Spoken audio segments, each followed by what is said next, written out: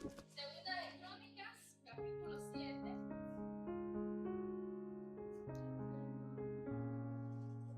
Versículo 15 y el 16.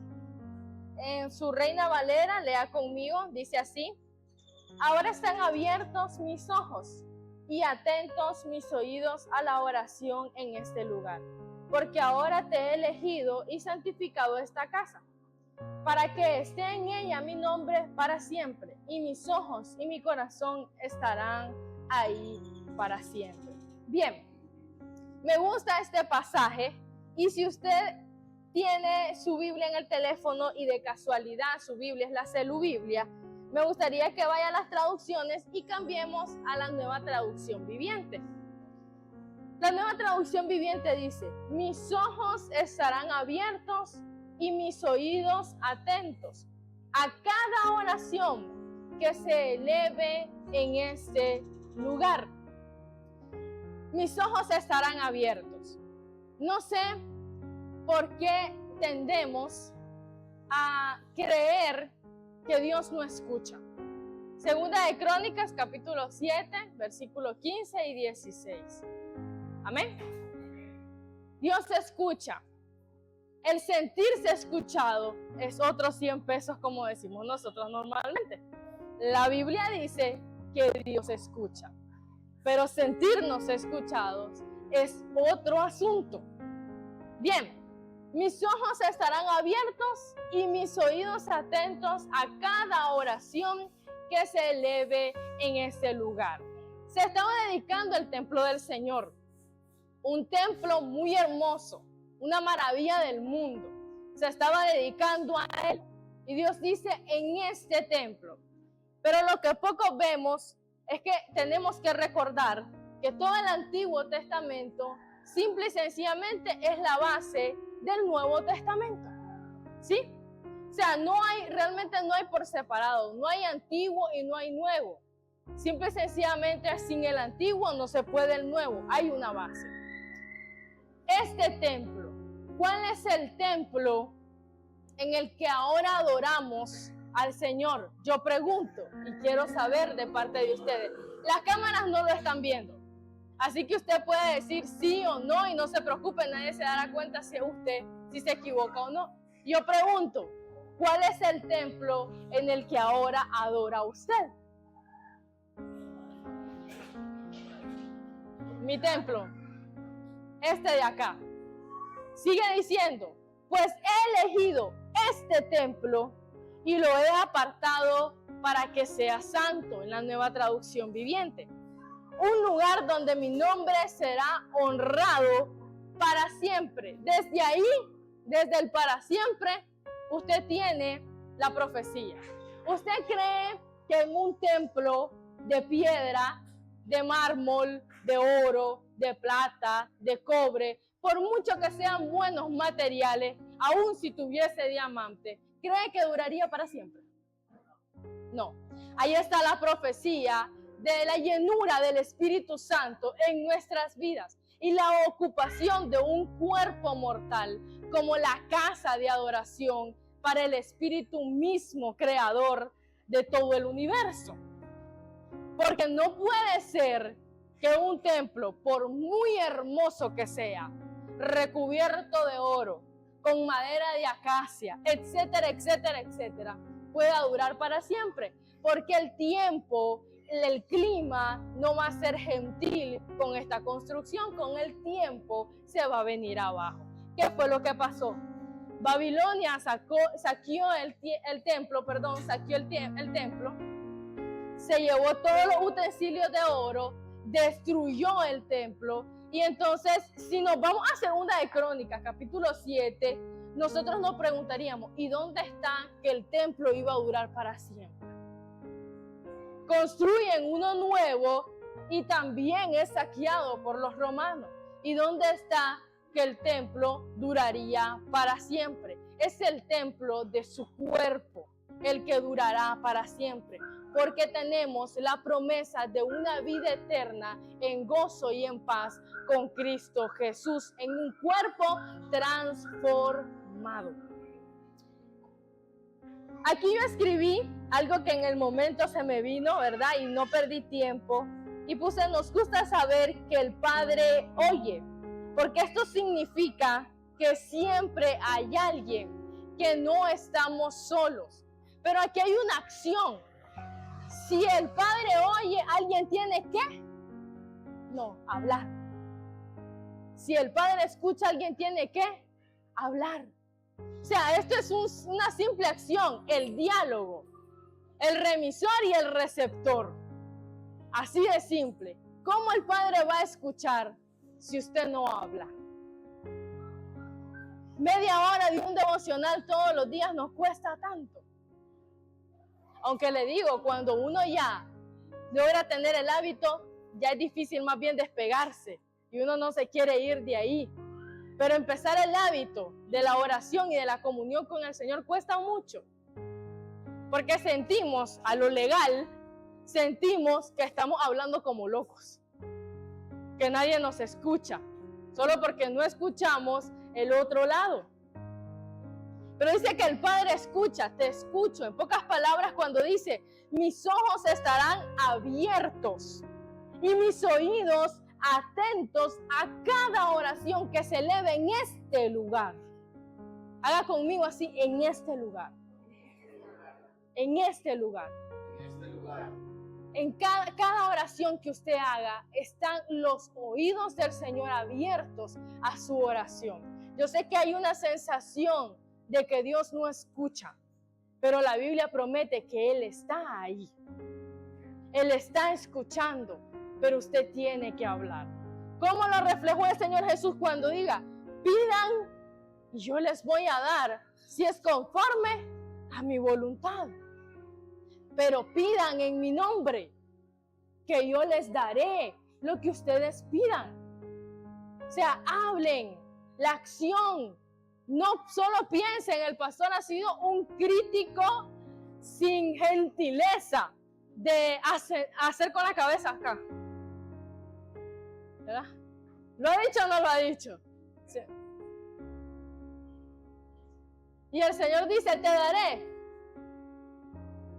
te haré, seré en ti, en tu familia, en tus hijos. ¿Se puede imaginar que usted hable con alguien queriendo animar su vida y solo le haga?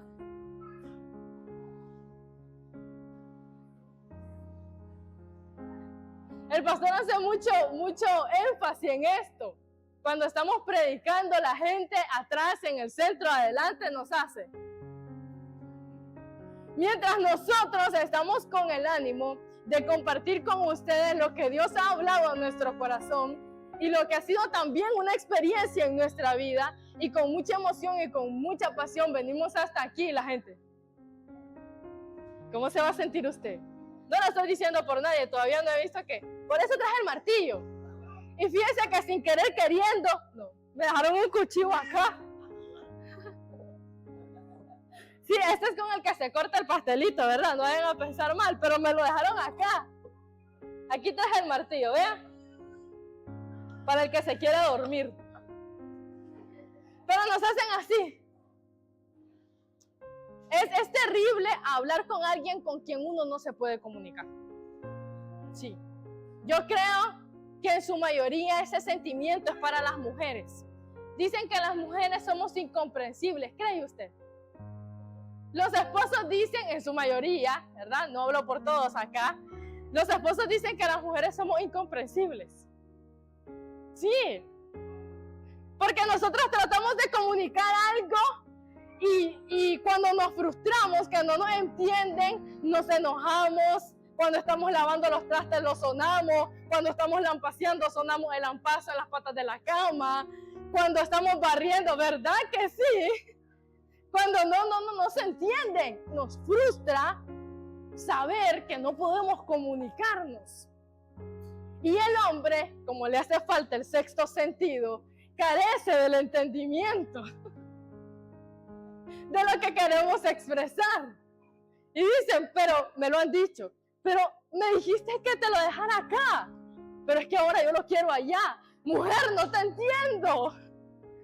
Ahora está la otra parte frustrada porque no logra comunicarse. El tema matrimonial no es el tema de hoy, ¿verdad? Estamos hablando de la comunicación.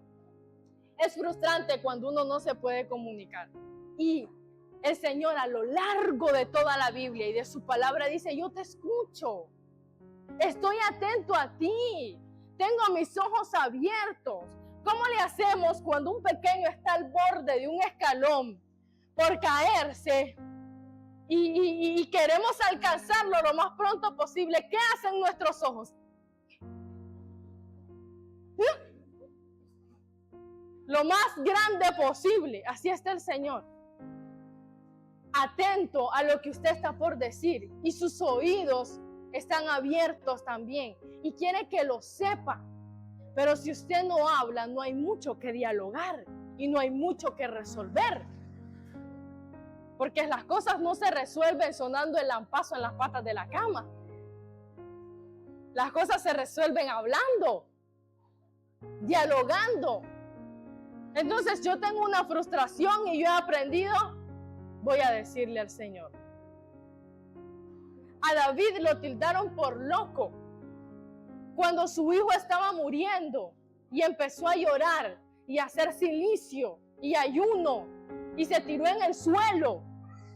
Pero cuando el niño murió, aceptó la voluntad del Señor y se levantó. Y sus gobernadores, sus súbditos, sus sirvientes dijeron, este hombre está loco. O sea, lo lógico es que si alguien a quien tú amas fallece, en cuanto fallece, tú empiezas el luto. Y el niño falleció y él terminó el luto. Pero David nos deja una gran lección. Mientras haya tiempo del diálogo, hay que aprovecharlo. Porque mientras estaba el problema latente, David fue a los pies del Señor y dijo, aquí estoy. Quiero hablar lo malo que he hecho y te pido que tengas misericordia, pero aceptaré tu voluntad de todas formas. Y cuando vino la voluntad del Señor, David dijo, si esta es la voluntad del Señor, la acepto. Me levanto, me sacudo el polvo, me baño y voy para adelante. Y un tip para los matrimonios, ¿verdad? Para todos los matrimonios. Dice que cuando el niño murió, cuando en el problema Dios puso su voluntad, David consoló a Betsabé.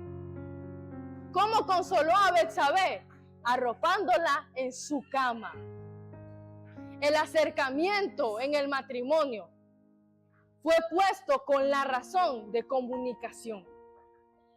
Algunos se sonrojan. Les parece que es un tema tabú. No es un tema tabú.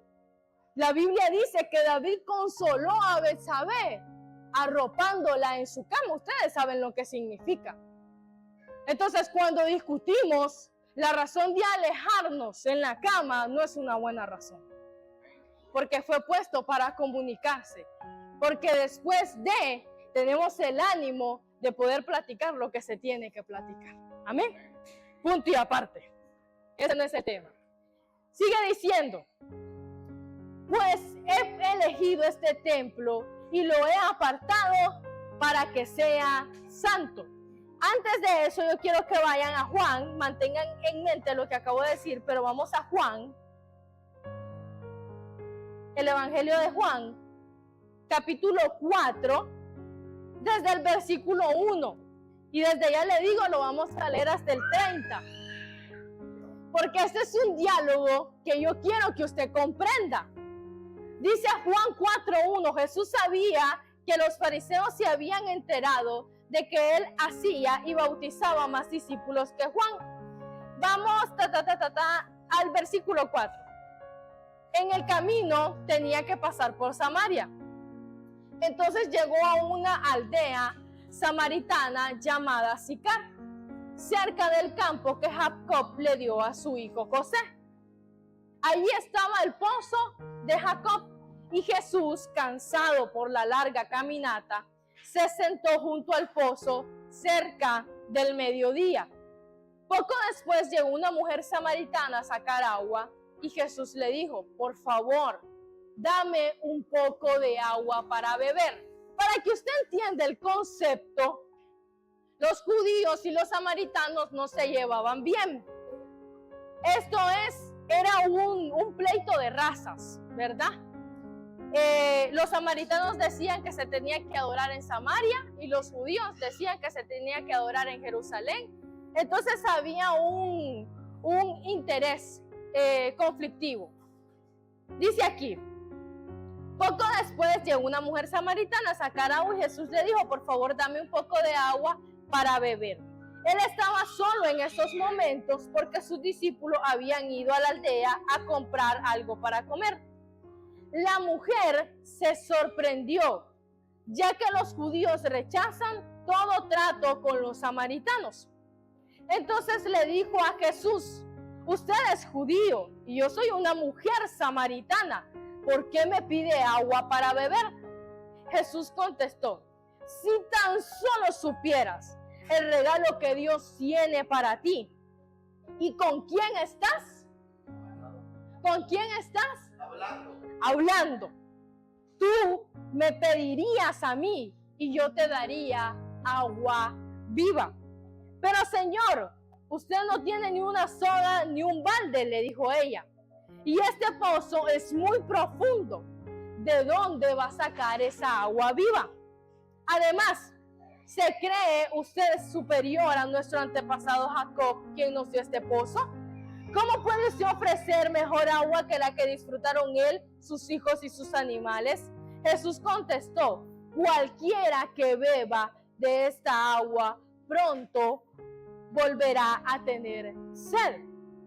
Pero todos los que beban del agua que yo doy no tendrán sed jamás. Esa agua se convierte en un manantial que brota con frescura dentro de ellos y les da vida eterna. Palabra clave, hablando. Segunda, vida eterna. Sigamos. Por favor, Señor, le dijo la mujer, deme de esa agua, así nunca más volveré a tener sed y ni tendré que venir aquí a sacar agua. Jesús le dijo, ve y trae a tu esposo. Aquí viene lo primero. Todos tenemos algún secreto que sabemos, que conocemos con profundidad, que posiblemente no esté bien, que no se lo hemos contado a nadie y que el único que pudiera saberlo es el Creador. Sigue diciendo, no tengo esposo, respondió la mujer. Es cierto, dijo Jesús, no tienes esposo, porque has tenido 5 esposos y ni siquiera estás casada con el hombre que ahora vives. Ciertamente dijiste la verdad. Señor, dijo la mujer, seguro que usted es profeta.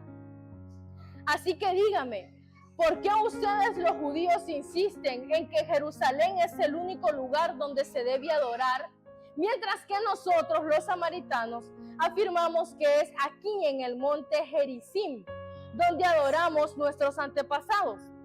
Jesús contestó, créeme, querida mujer, que se acerca el tiempo en que no tendrá importancia si se adora al Padre en este monte o en Jerusalén. Ustedes, los samaritanos, saben muy poco acerca de aquel a quien adoran. ¿Por qué cree usted? ¿Por qué sabe usted muy poco de la persona con la que convive? No hay diálogo, no hay comunión, no hay conversación. Entonces Jesús le dice, ustedes los samaritanos saben muy poco acerca de aquel a quien adoran, mientras que nosotros, los judíos, conocemos bien a quien adoramos, porque la salvación viene por medio de los judíos. Vea, el Señor le dijo aquí, necesitamos hablar, necesitamos comunicación. Por eso es que las esposas decimos, que tú sepas que me amas, no significa que yo lo sepa también. ¿Por qué? Porque si no me lo dices, ¿cómo lo voy a saber? ¿Sí? Millones de entrevistas hay y de experimentos sociales donde el esposo dice, ella sabe que yo la amo. Y se nota al esposo un poco incómodo en las entrevistas o en el experimento social, como, pues sinceramente no sé muy bien si me amas, porque no me lo dices. Pero hay esposos que aseguran, amor, ¿cómo no vas a saber que te amo? Si vivimos juntos en la misma casa, dormimos en la misma cama, compartimos la misma comida y no vas a saber que te amo. Pero hay una necesidad en la mujer en que tú lo digas. ¿Sí? El Señor tiene toda la Biblia para decirte que te amas. Pero tienes tú la acción de decírselo a Él también y aceptar en tu vida lo que Él te está ofreciendo. Pues vienes a esta casa de adoración, pero sabes muy poco a quién adoras, porque no hay comunión. Te sientas en esa silla y somos hermanos y cristianos mientras estamos aquí. Pero al salir de esas puertas, la Biblia vuelve a empolvarse durante toda la semana, porque no tienes comunión con quien dices que tú adoras. Sigue diciendo, 23, pero se acerca el tiempo, de hecho, ya ha llegado, cuando los verdaderos adoradores adorarán al Padre en espíritu y en... No comieron hoy, ¿verdad? No les dio tiempo el desayuno. Hizo falta los frijoles. En espíritu y en verdad. No es lo mismo decir en el espíritu, bueno Señor, yo he creído que tú eres mi proveedor y he creído que tú me sustentas y he creído que tú me escuchas y de pronto sucede algo que no está acorde con lo que nosotros necesitamos y decimos el Señor no me escuchó. ¿Se imagina que David cuando el niño murió hubiese dicho el Señor no me escuchó? No, se levantó y dijo, si fue así, es porque estaba dentro de la voluntad del Señor. No puedo entender en este momento, pero confío, creo y conozco a quien yo adoro. En la mente de Abraham nunca estuvo la posibilidad de que Isaac fuese sacrificado, porque él conocía a quien adoraba, y a quien adoraba no le gustaba el sacrificio humano. Por lo tanto, con toda confianza, llevó al niño a la cima de la montaña, del cerro, de la colina, como usted quiera ponerle. Y cuando el niño preguntó, ¿y dónde está el animal que vamos a sacrificar? ¿Dónde está? Con toda seguridad Abraham respondió, Dios proveerá. Y siguió haciendo lo que el Señor lo mandó a hacer, a los ojos de cualquiera, sin ninguna posibilidad de que Isaac sobreviviera. Pero en el momento preciso, justo a tiempo, el ángel dijo, detente. Ya ha sido probada tu fe. No vas a ver la respuesta a lo lejos. Vas a ver la respuesta más rápido si empiezas a caminar hacia ella. No es que el Señor te va a decir, aquí estoy. Te va a decir, ven y prueba. Si tú caminas, comprobarás que el Señor, Dios, creador del universo, no es un Dios quien avergüenza a quienes creen en Él. Pero no te darás cuenta si no empiezas a caminar. Abraham caminó con el muchacho y la leña, con todo preparado. Y en el momento preciso el ángel dijo, detente. ¿Qué pasó después? Como Abraham dijo, Dios proveyó el cordero para el sacrificio. En espíritu y en verdad. No es lo mismo decir yo creo acá que decir yo creo y empieza a hacer en verdad. El Padre busca personas que lo adoren de esa manera. Pues Dios es espíritu, por eso todos los que adoran deben hacerlo en espíritu y en verdad. La mujer dijo, sé que el Mesías está por venir, al que llaman Cristo. Cuando Él venga, nos explicará todas las cosas. Aquí esta parte, este versículo 25, se llama en espíritu. ¿Por qué en espíritu? Porque la mujer habla y dice, sé que el Mesías está por venir, al que llaman Cristo. Cuando Él venga, estoy segura que nos explicará todas estas cosas. Entonces Jesús le dijo, yo soy el Mesías. ¿Justo en qué? Aquí dice 27, justo en el momento preciso. Justo en ese momento volvieron sus discípulos. Se sorprendieron al ver que Jesús hablaba con una mujer, pero ninguno se atrevió a preguntarle, ¿qué quieres de ella o por qué le hablas? La mujer dejó su cántaro junto al pozo y volvió corriendo a la aldea mientras les decía a todos, vengan a ver a un hombre que me dijo todo lo que he hecho en mi vida. ¿No será este el Mesías? Era una pregunta con respuesta. En pocas palabras, si ustedes no quieren creer, ese es su problema. Pero yo he creído con el que he tenido una comunión, un diálogo. He podido conocerlo, he podido ver su rostro y creo en él. Y empezó a caminar y empezó a decir, aquí está este hombre que me dijo todo lo que yo había hecho.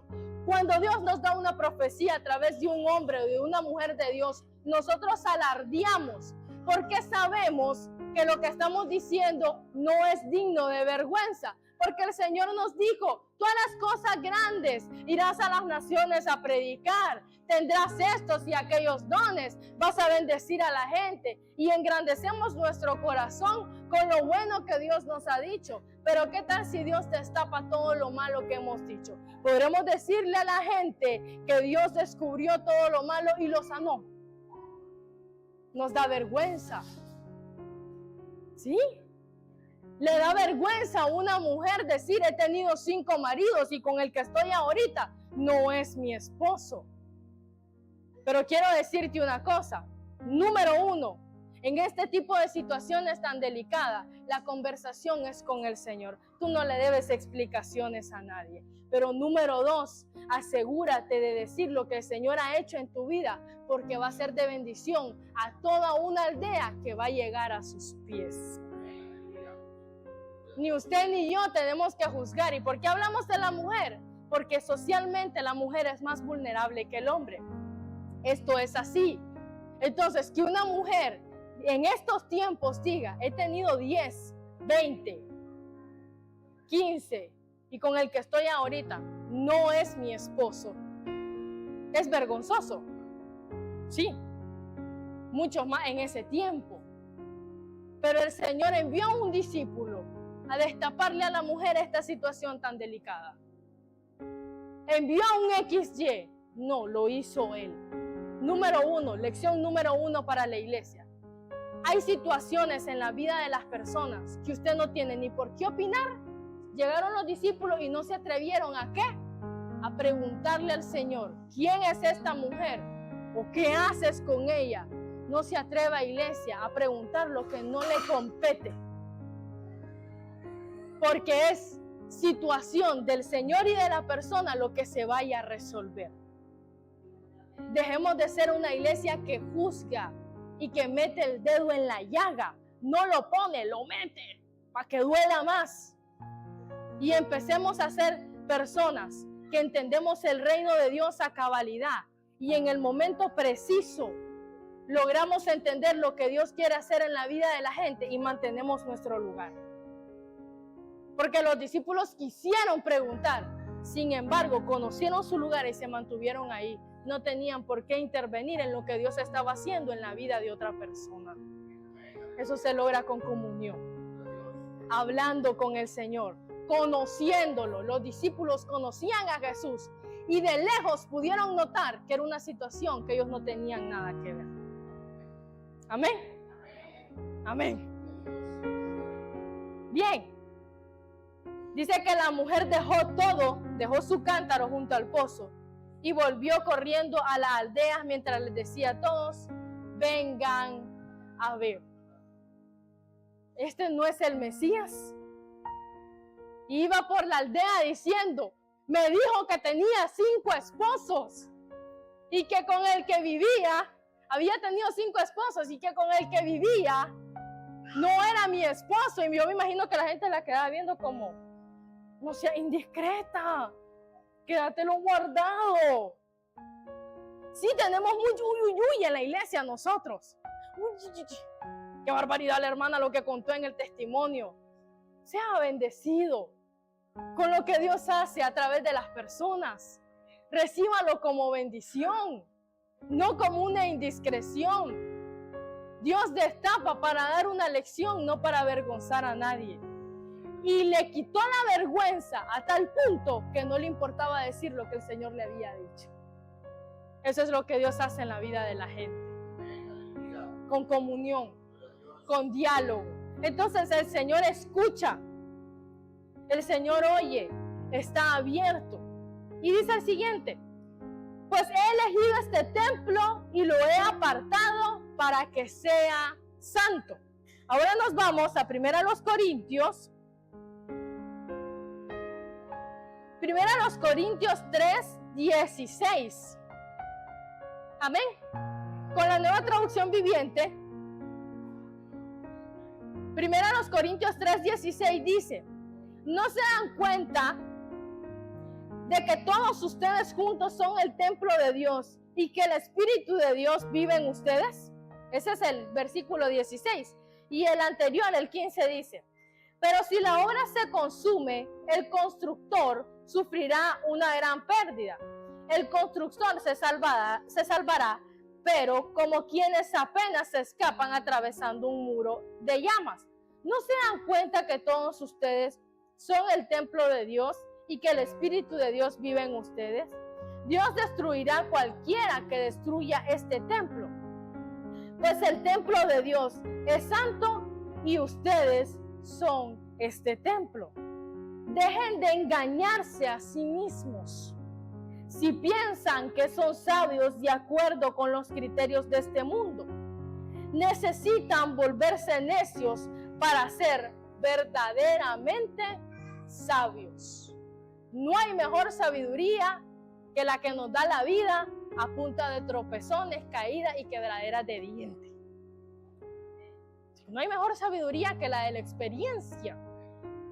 Bendito Salomón, que lo que le pidió se le fue dado sin experiencia. Pero en su mayoría dice aquí, para volverse sabios primero tenemos que ser necios. Ahora, el apóstol en otras cartas dice, esto no significa que ustedes van a andar por ahí abusando de la gracia. No, aprendan de lo que han vivido y ahora conviértanlo en un arma poderosa de la sabiduría. Pero en el versículo 18 empieza diciendo, dejen de engañarse a sí mismos. Todavía tenemos cristianos preguntando, ¿beberse una cerveza es malo? Dejen de engañarse a ustedes mismos. Sí. Y todavía tenemos gente preguntando, pero si nos vamos a casar, ¿está bien que tengamos relaciones sexuales?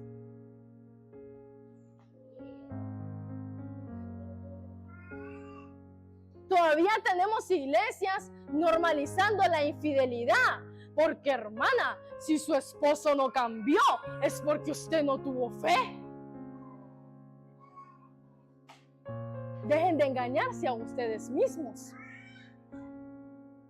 Ahora, yo recalco, yo no estoy diciendo esto por nadie.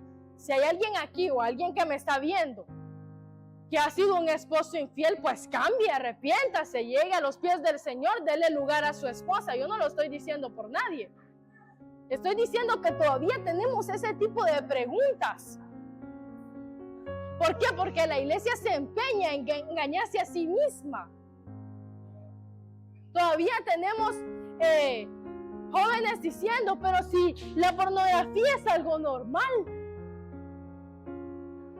Porque es que el doctor fulano de tal, hijo del diablo, dijo que la pornografía es parte de la pubertad, debería de ser parte de la pubertad.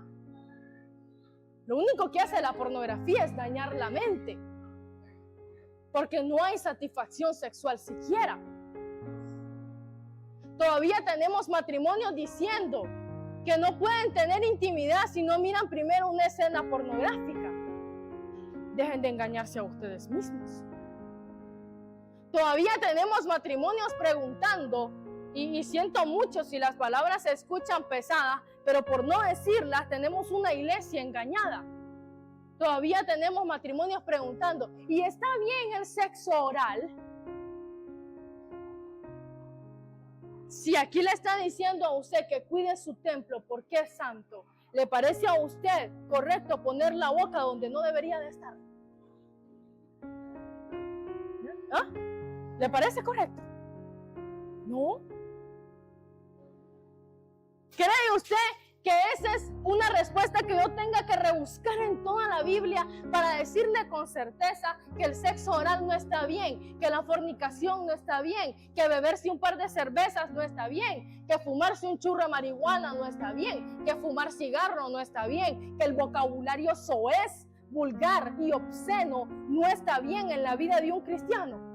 Tengo que rebuscarme toda la Biblia cuando aquí el versículo 18 dice: dejen de engañarse a ustedes mismos. Si piensan que son sabios de acuerdo con los criterios de este mundo, necesitan volverse necios para ser verdaderamente sabios. Porque cuando empezamos a decir que debemos de llegar virgen al matrimonio, somos locos. Porque cuando empezamos a decir que el alcohol no es una diversión, somos locos y necios ante el mundo. Porque cuando empezamos a decir que el matrimonio no es cancha abierta para pecar, las relaciones sexuales son sagradas, fueron dadas por Dios para la comunión de la pareja, no para volverse una orgía. Tengo que rebuscarme en toda la Biblia yo para poder decirle cómo y para qué. No. Dejen de engañarse a ustedes mismos. Que la masturbación está bien y es parte del proceso de la pubertad. Y un montón de cosas más. Dejen de engañarse a ustedes mismos si piensan que son sabios de acuerdo con los criterios de este mundo. Vuélvanse necios para poder ser sabios. Pero bueno, aquí tenemos un vasito. Aquí tenemos un vasito. ¿Hay algún voluntario? No, niños, no. Yo ser hombre y querer tomar el martillo. Quiebre el vaso. Sin miedo.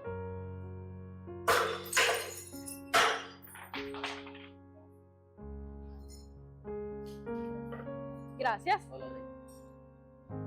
Tenga ahí lléveselo el martillito. Se quebró el vaso. Yo les pregunto. Gracias. Ahí está bien. Quebramos el vaso. Yo les pregunto.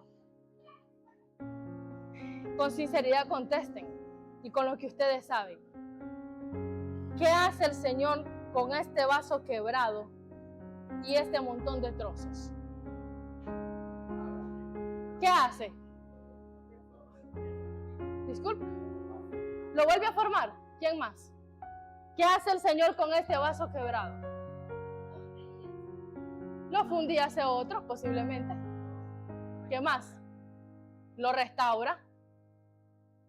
La respuesta común y general es que toma los pedazos y lo vuelve a formar. Entonces, ok, aquí hay un trozo grande.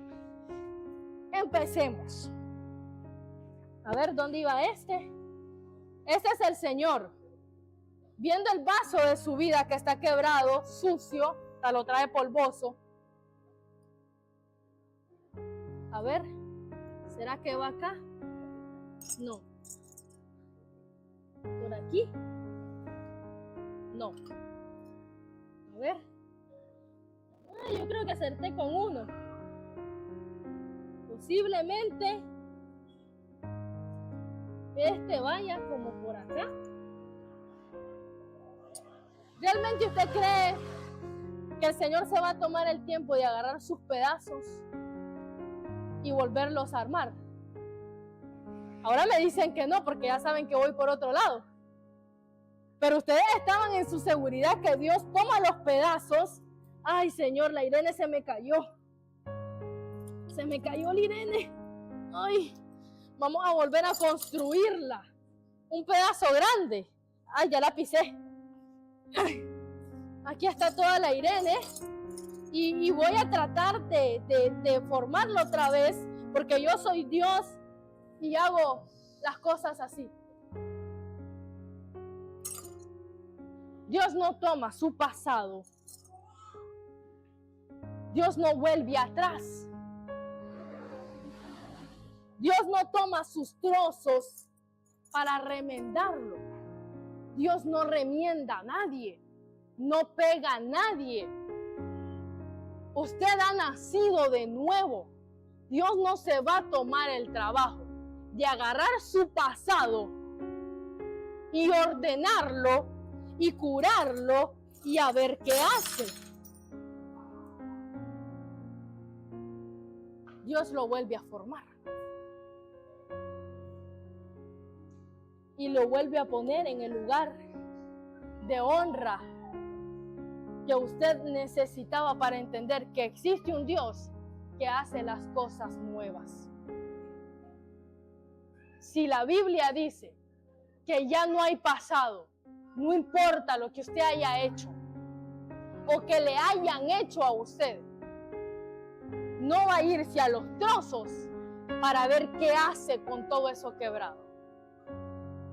Termina de aplastar.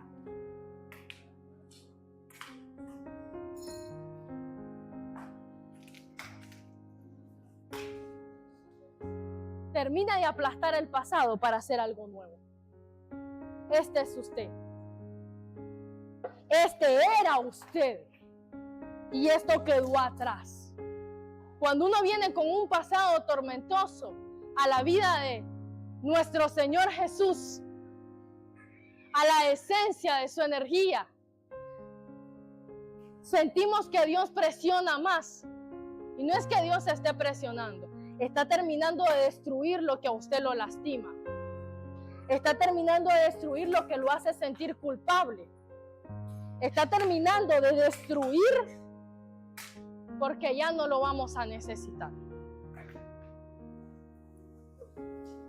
Y Dios lo hace nuevo. Ya no tiene grietas. Se mira bonito. Está limpio y listo para ser llenado con el agua viva que es Jesucristo y que sobre y abunde en usted, porque no le va a dar una medida limitada nunca. Siempre va a haber en usted y siempre se va a derramar en usted para otros lo que Dios quiera y sea el propósito en su vida. Así que no ande buscando los trozos, que Dios no lo busca para usted, hace alguien nuevo en usted.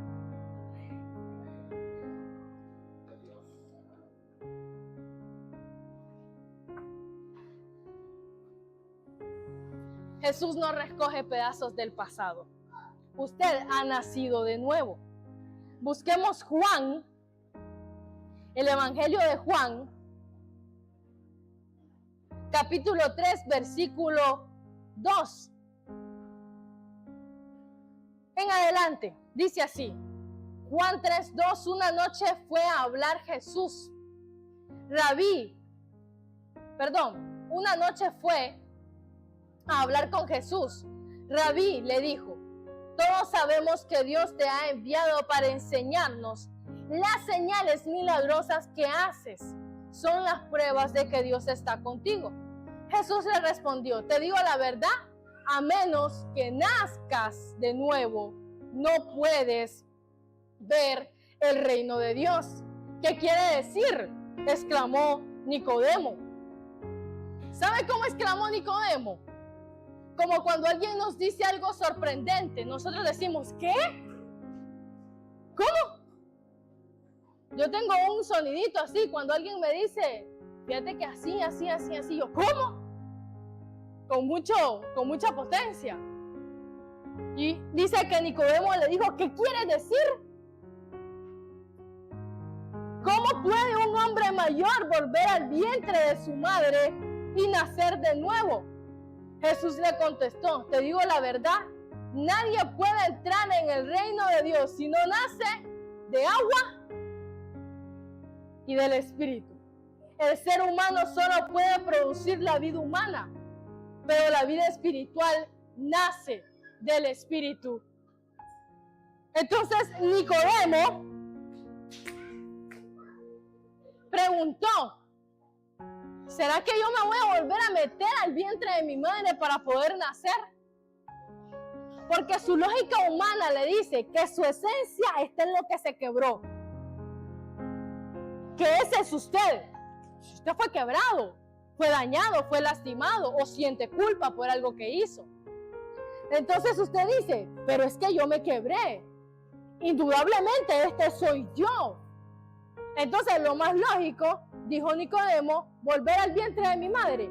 Y usted dice, lo más lógico es que tú recojas los pedazos y los vuelvas a unir. No importa cuán quebrados estén. Porque es que este soy yo. Pero Dios, pero el Señor, pero su Hijo trata de desviar su mirada que usted es nacido de nuevo. ¿Qué es nuevo?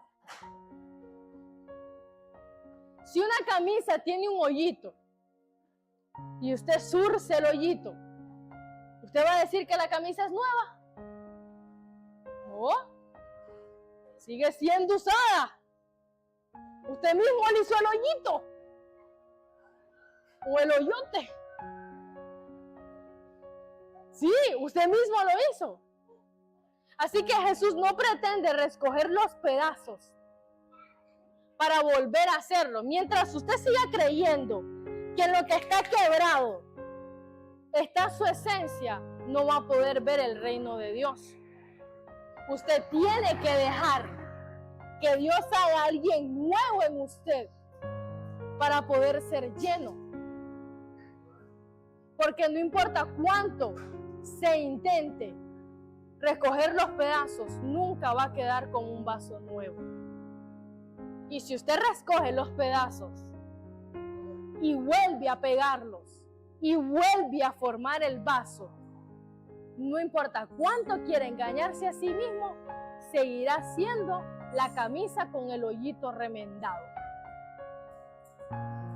En vez de tirar la trapo limpión y comprarse una nueva o utilizar una nueva. Lo que el Señor quiere es que usted deje el pasado donde está. No sé por qué nosotros entendemos que cuando Dios dice que el pasado se queda donde está, creemos que Dios va a ir al pasado y a resolver lo que dejamos mal. Ya lo que pasó, pasó. No se puede volver para atrás. Pero Dios promete hacer a alguien nuevo de aquí para adelante. Y su pasado será la base para poder predicarle al mundo acerca de Jesucristo.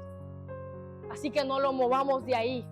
Es necesario que se quede donde está para que después de que la gente mire aquí, pueda ver acá y diga, Dios hace cosas grandiosas y maravillosas en la vida de la gente.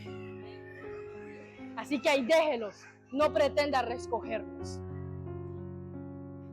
Sigue diciendo, 7. Así que no te sorprendas cuando digo, tienes que nacer de nuevo. El viento sopla hacia donde quiere, de la misma manera que oyes el viento, pero no sabes de dónde viene ni a dónde va. Tampoco puedes explicar cómo las personas nacen del Espíritu.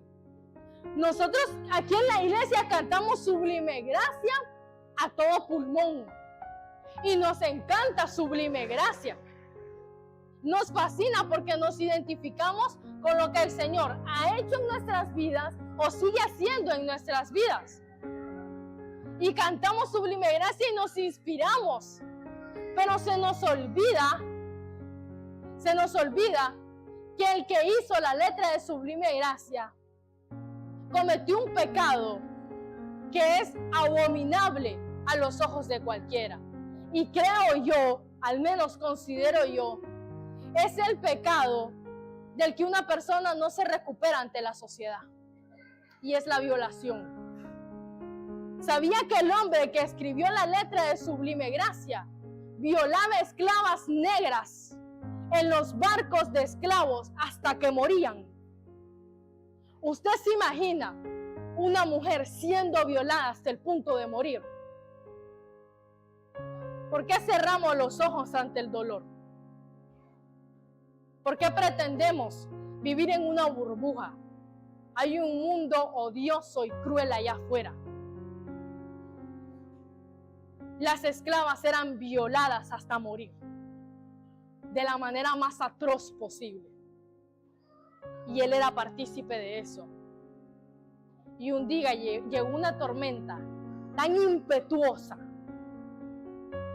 tan fuerte, tan violenta, que este hombre recordó sus raíces. Aquella madre que oraba a un tal Señor Jesús. Y él dijo, en la proa del barco, si tú me salvas de esta, yo prometo servirte y adorarte toda mi vida. Esto que dice acá, tampoco se puede explicar cómo las personas nacen del Espíritu. Tenemos muchos cristianos nacidos de nuevo y yendo regularmente a su iglesia, diciendo, yo no creo que un violador cambie. Yo no creo que un asesino cambie. Yo no creo que un feminicida cambie, un homicida cambie. Yo no creo que un drogadicto cambie. Yo no creo que un pornográfico cambie. Yo no creo que ese matrimonio se recupere. Pero estamos hablando, más que de todo lo que acabo de mencionar, estamos hablando de un pecado del que nadie se recupera ante la sociedad. Usted sabe que un hombre violó a un niño, a una niña, a una mujer o a un hombre, inmediatamente la sociedad lo rechaza. No hay manera de recuperarlo de eso. Es una realidad. Si ustedes y yo supiéramos que entre nosotros hay uno de esos, apartamos a nuestros hijos, porque lo consideramos un peligro.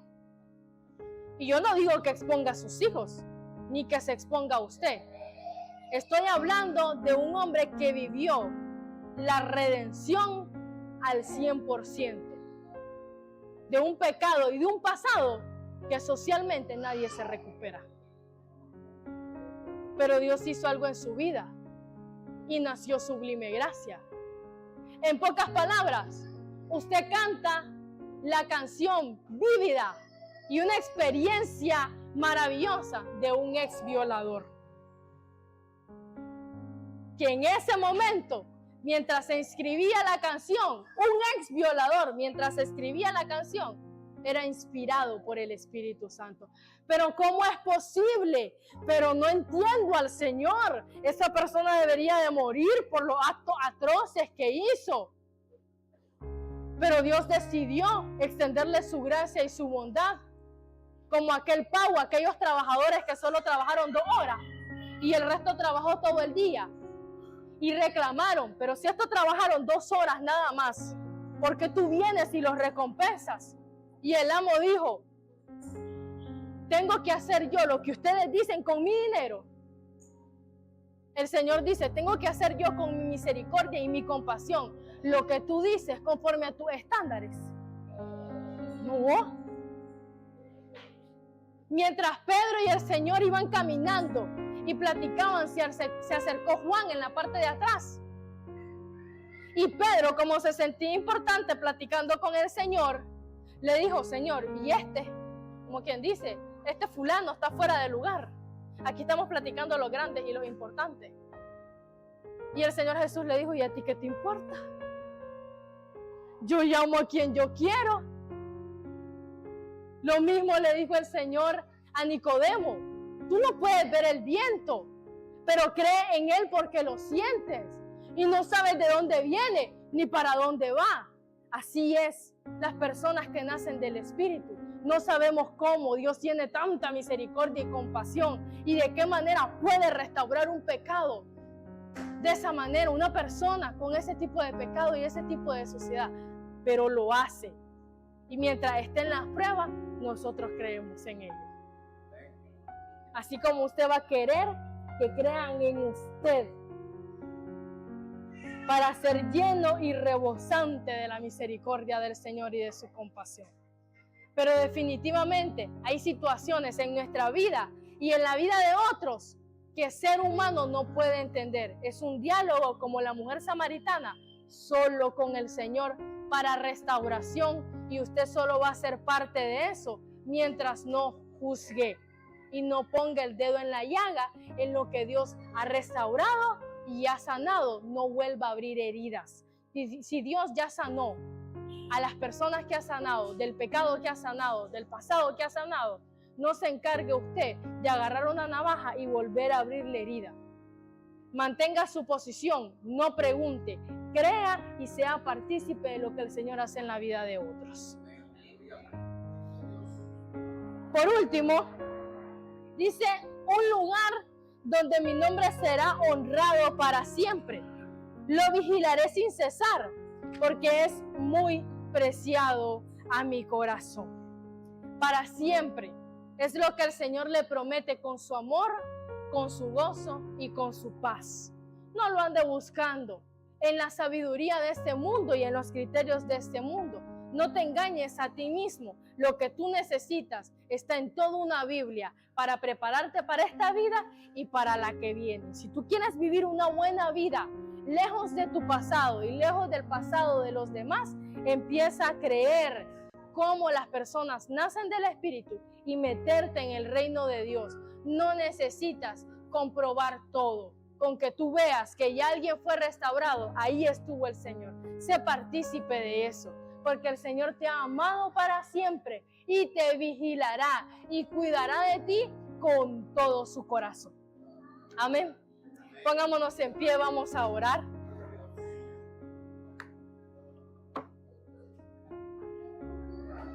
Bien.